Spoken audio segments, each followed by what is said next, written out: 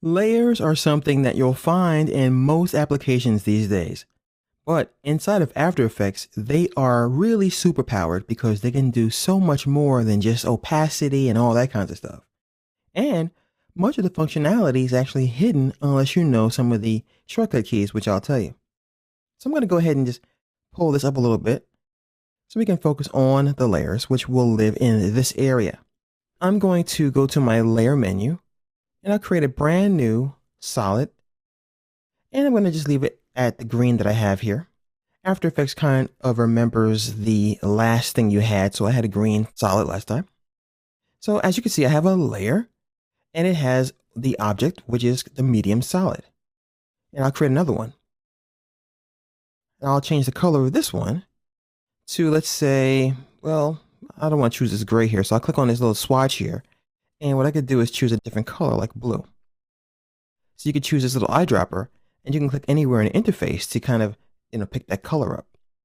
But I'm going to just keep it at the blue by clicking on this swatch here. All right, so what we have here are two layers. You'll notice that we no longer see the green layer because the stacking order is from top to bottom. Whatever lives at the top is going to cover or obscure whatever is underneath it.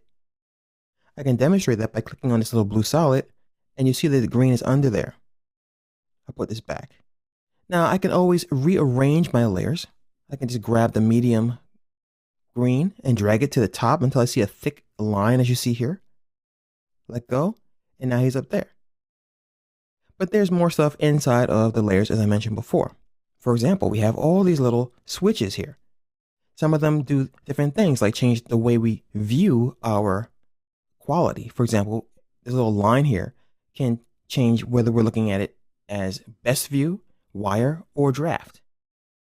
We can even go to this guy right here and turn these into 3D layers, which will come in quite handy when we get to lighting, working with cameras, and that kind of thing. Because as it is, these are in 2D, just like Photoshop and Illustrator.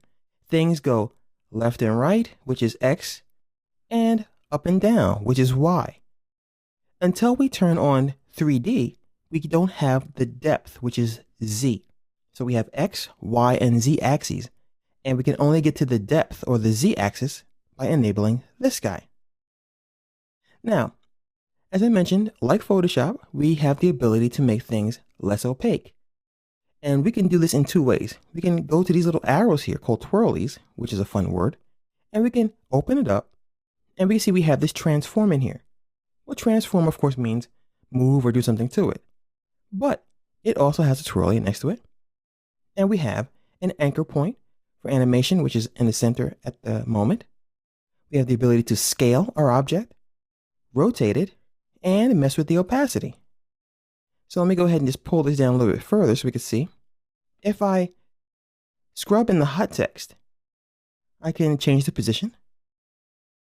I can come over here and change the scale of my object. I can rotate it. And I can dial down the opacity. Now, of course, once you guys get really good with After Effects, you're not going to want to twirl this open, especially when you have a ton of layers, like many of the comps that I work on do. So let me tell you some of the shortcuts. Well, for scale, we can hit S on our keyboard, and notice the scale pops up. For rotation, of course, R.